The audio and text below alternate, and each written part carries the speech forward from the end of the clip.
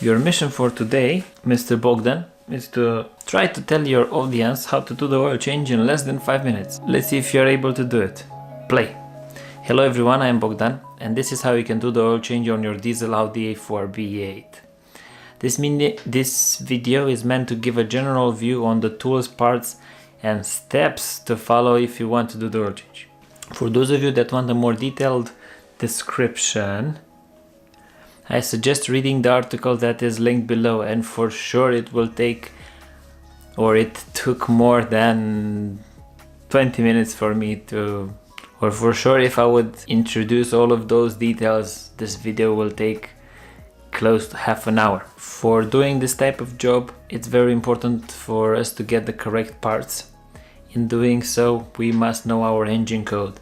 If you don't know it yet, you can find it out by watching our previous video that describes exactly how you can do that. Knowing your engine code will allow you to shop around for the correct oil filter. All of the 2-liter engines have roughly the same oil. They want something that is compatible with the VW 50700 standards. More exactly, you will be needing 5 liters of Castrol Edge 5W30 LL. And for the oil filter, this is where you use the code, the engine code. And on our specific car, on the 2-liter CAHA engine, we are using a MAN 719-7X. Brand wise, I would suggest for you to go with Bosch or MAN. Different manufacturers might have different filters under different codes, so make sure that the filter that you're buying is compatible with your engine code. We talked about the parts, now let's talk about the tools. This oil change will be a classic one, an old school oil change, in which we will drain the oil through the drain bolt. For doing this, we need to remove the under tray, where we need a T10, T25, a T30 and a flathead screwdriver. After that, a metric 18 for the drain bolt and a metric 32 for the oil filter. This is the tricky bolt, tricky dimension, because of the clearance that is available for us in the engine compartment. You might want to go with a M32 low profile, but no matter what tools you're planning on using, please test them before trying to do the job, because you might find it really hard to undo that oil filter without damaging it. Besides these standard tools, we are still we still need a car jack and 2 jack stands, oil drain pan capable of holding more than 5 liters of fluid, some rags and some latex gloves, a computer with VCDS to clear up all the DTCs, WD-40 or brake cleaner to clean the things, and a used empty plastic water bottle. We talked about the parts, we talked about the tools, now let's talk about the steps. When doing the oil change, you want your engine to be warm, not hot, because you don't want to burn yourself while you are underneath the car. Drive the car a few minutes, park it on a flat level surface, make sure that the parking brake is on, lift the front of the car onto jack stands, make sure that it's securely lifted, open the bonnet, remove the engine cover, undo the oil filler cap but not remove it completely, go underneath the car, remove the under tray. Here is where you will be using the T10, T25 and T30 and the flathead screwdriver. If your car is like mine and has different screws collected over time, this is where you will have to improvise. You have removed the under tray. You position your drain pan in the direction of the drain bolt. Of course, you identify where the drain bolt is. You undo the drain bolt and remove it, and proceed to remove it completely. But please take into account that 1, the oil will come out with relative pressure. 2, the oil might be hot. 3, you don't want the oil to, it scared me. You don't want the oil to get all over your clothes, and you don't want the oil to get all over your work surface.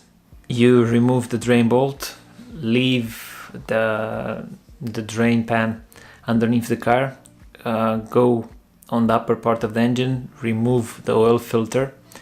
Here is where you will use your selection of tools to undo that metric 32. At this point, it might be a very good idea for you to use that plastic bottle. You cut the lower part of it to use it as a holder for the filter, and the upper part we're going to use it as a funnel for when we will be putting the oil inside of the engine. So undo the oil filter, take it out completely, put the filtering element, the cardboard filtering element, in the plastic bottle, change the filtering element with a new one, change the O-rings, put some oil on the O-rings, put the filter back, torque it to 25 Newton meters, if not, do it hand tight. And at this point we should be okay with refitting the drain bolt underneath. Officially we should be changing the drain bolt with each and every oil change. Practically and personally, I'm using the same drain bolt since I have the car. Make sure that it has a washer.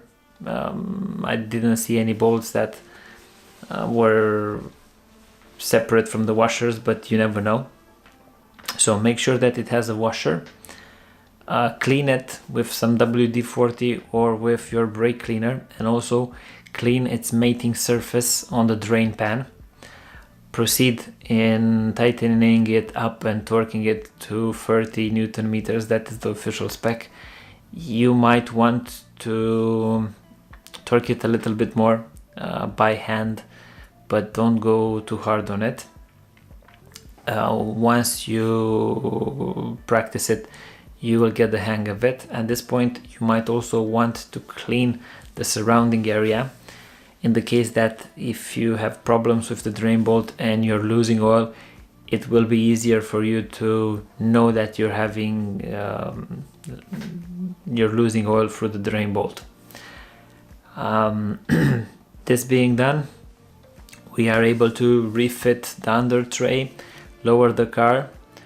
We use that funnel, we're gonna fill into the engine. We're gonna pour into the engine 4.2, 4.4 liters of oil. We put back the filler cap. We check the engine compartment for any tools that we might have misplaced, and we are able to start the engine. After starting the engine, we let it idle for a few minutes. We stop it if we don't have any major oil leaks. We should refit the engine cover, close the bonnet, and we should be done. Or maybe not.